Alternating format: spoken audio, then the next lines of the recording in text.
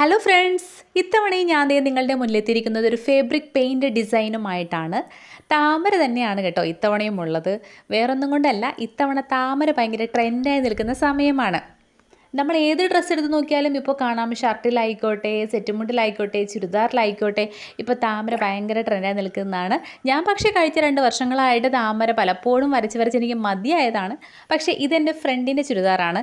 അവൾ പറഞ്ഞിരുന്നു എന്തെങ്കിലും ഫ്ലവേഴ്സ് മതി. അപ്പോൾ ഞാൻ പറഞ്ഞു ഏതായാലും ഇപ്പോൾ താമരയാണ് ട്രെൻഡായി നിൽക്കുന്നത്, അപ്പോൾ ഞാൻ അത് തന്നെ നിനക്ക് വരച്ചു തരാം.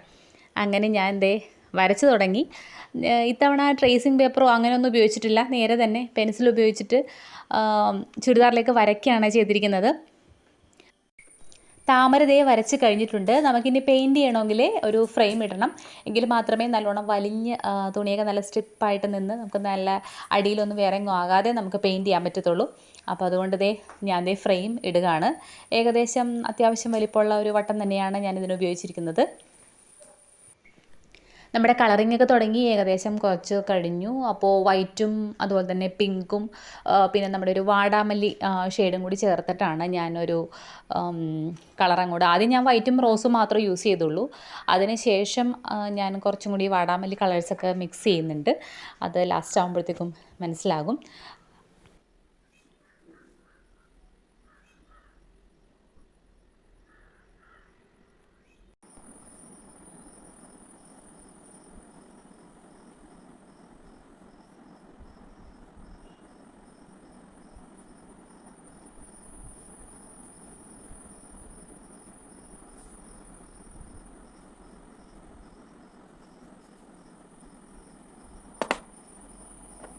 ഞാൻ പറഞ്ഞില്ലേ, ഒരു വാടാമല്ലി ഷെയ്ഡ് ഞാൻ താമരയിൽ കൊണ്ടുവന്നിട്ടുണ്ട്.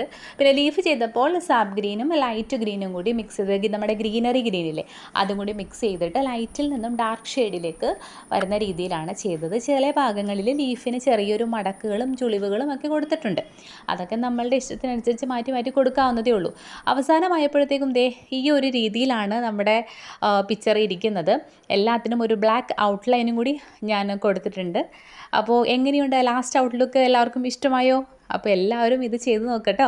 സെറ്റുമുണ്ടിലായിക്കോട്ടെ, ഷർട്ടിലായിക്കോട്ടെ, എന്തിൽ വേണമെങ്കിലും നിങ്ങൾക്കിത് വരയ്ക്കാവുന്നതാണ്.